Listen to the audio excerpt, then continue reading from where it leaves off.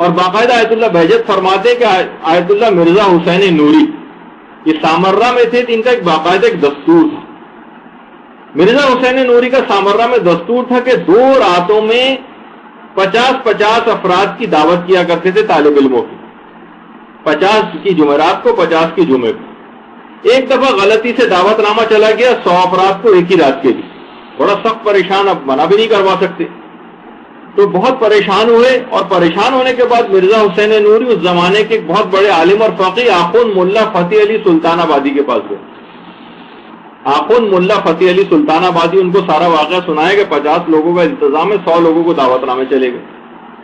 آخوند ملا فتح علی سلطان آبادی نے کہا کہ پریشان ہونے کی کوئی ضرورت نہیں, میرے آنے تک دیگ میں کچھ ڈالنا نہیں.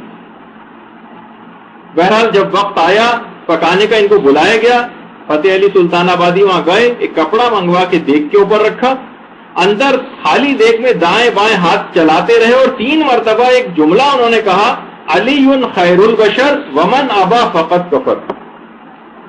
علی مناقب امیر المومنین جلد 2 میں بھی اور بحر الانوار کی 26ویں جلد میں بھی ہے.